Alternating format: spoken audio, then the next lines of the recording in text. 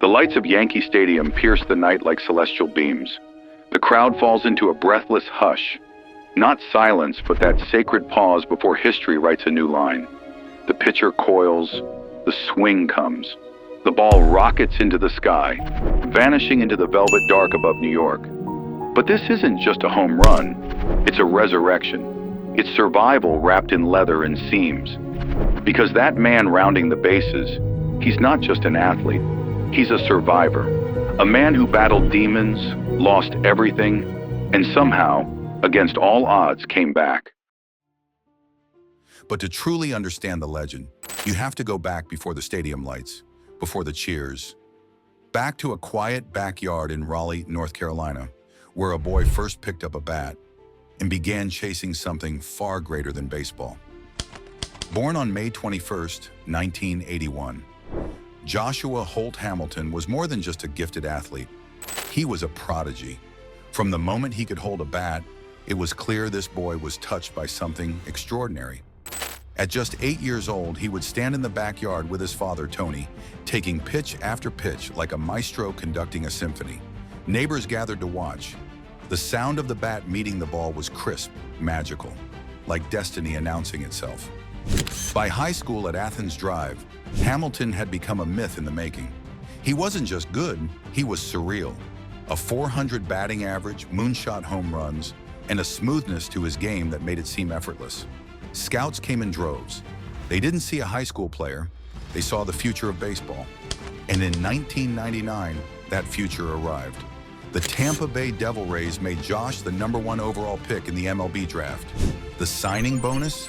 $3.96 million, then the largest ever awarded. At just 18, Hamilton was baseball royalty. The future was bright, the plan was simple. Rise, dominate, and become a legend. But life, as Hamilton would soon learn, doesn't follow scripts. In February 2001, everything changed. A car accident during spring training didn't seem catastrophic at first, but the aftermath lingered like a storm cloud. A back injury, painkillers, recovery that turned into relapse. What began with a doctor's prescription spiraled into full-blown addiction. Hamilton, who once treated his body like a temple, now turned to pills and eventually to cocaine. The clarity of his swing faded into a haze of drug use, missed practices, and failed tests. From 2003 to 2005, he didn't play a single major league game. Baseball, the sport that once defined him, became a distant memory. The Tampa Bay Devil Rays, once his believers, gave up. They released him. His marriage strained under the weight of chaos. Tattoos appeared on his once pristine body, chronicling a descent into darkness. He lived in trailer parks, pawned possessions, and even begged for money to fuel his addiction. The golden boy from Raleigh had become a ghost, a cautionary tale of wasted potential. But rock bottom has a strange way of offering clarity. In October 2005, Hamilton checked into a rehabilitation center in Florida. Emaciated and spiritually broken, he made a decision, not just to get clean, but to reclaim his life. It wasn't easy. Addiction isn't a one-time opponent. It's a shadow that lingers. But Hamilton, for the first time in years, picked up a bat not for the money or the fame, but because it reminded him of who he used to be. In 2006, the Cincinnati Reds took a gamble on him in the Rule 5 draft. It seemed laughable. A recovering addict, out of baseball for nearly 4 years. But miracles, as it turns out, love long odds. On April 2nd, 2007, Josh Hamilton stepped into a major league batter's box for the first time. The crowd didn't know what to expect. The press didn't either. But Hamilton, he delivered. 19 home runs, 47 RBIs, a .292 batting average. He wasn't just back, he was reborn. The Texas Rangers saw the spark and traded for him. What they got was something beyond belief. Yankee Stadium, the Home Run Derby. In the house that Ruth built, Hamilton put on a show for the ages. 28 home runs in the first round alone. Not attempts, actual bombs. Each swing seemed to carry the weight of his past and the hope of his future. The crowd didn't just cheer, they wept. Grown men stood in awe. The myth was real. That year, Hamilton finished with 32 home runs, 130 RBIs, and a .304 average. He made the All-Star team, won a Silver Slugger, and re-established himself as one of the most electrifying players in baseball. But 2010 was the true masterpiece. Hamilton batted .359, the highest in the American League. He added 32 home runs, 100 RBIs, and led the Rangers to their first ever World Series appearance. His swing was poetry. His focus was surgical. That year, he won the AL MVP, a trophy that meant far more than stats. It was a symbol of survival. The following season, in 2011, he helped guide the Rangers back to the Fall Classic. In Game 6 of the World Series against the St. Louis Cardinals, Hamilton hit a towering home run in extra innings that nearly sealed the championship. Though the Rangers ultimately lost in heartbreaking fashion, Josh's moment stood tall.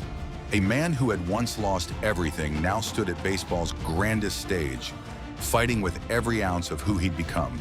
From 2008 to 2012, Hamilton was one of the most feared hitters in the game.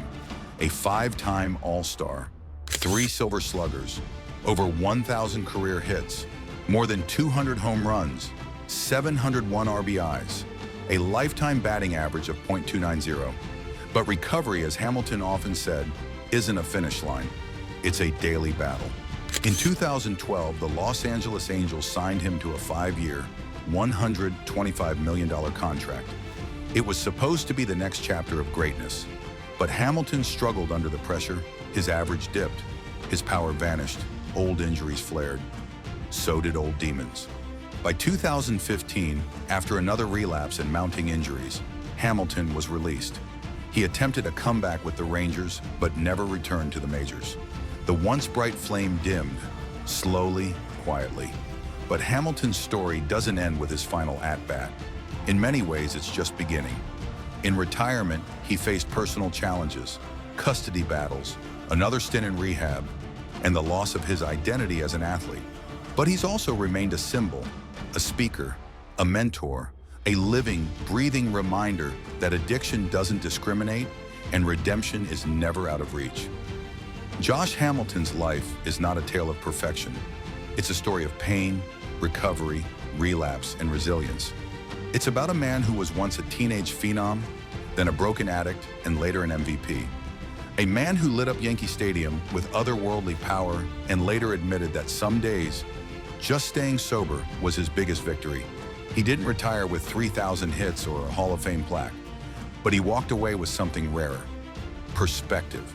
Hamilton has used his platform to share his journey, helping countless others understand that addiction isn't weakness, it's a disease. And recovery isn't about never falling, it's about rising again and again. In an era where we worship invincibility, Josh Hamilton reminds us that vulnerability takes more courage, that admitting struggle is braver than pretending perfection, and that sometimes the most important swing you'll ever take is at life itself. His legacy isn't just in the highlight reels or the stats etched in baseball history. It's in the message that no matter how far you fall, there's a way back. The road may be long, it may be brutal, but it exists. Josh Hamilton's story is raw, it's real, and it's still being written, not in box scores, but in the lives he continues to impact. Because the crack of his bat may have once been the sound of triumph, but today it echoes as something far more powerful, a call to hope.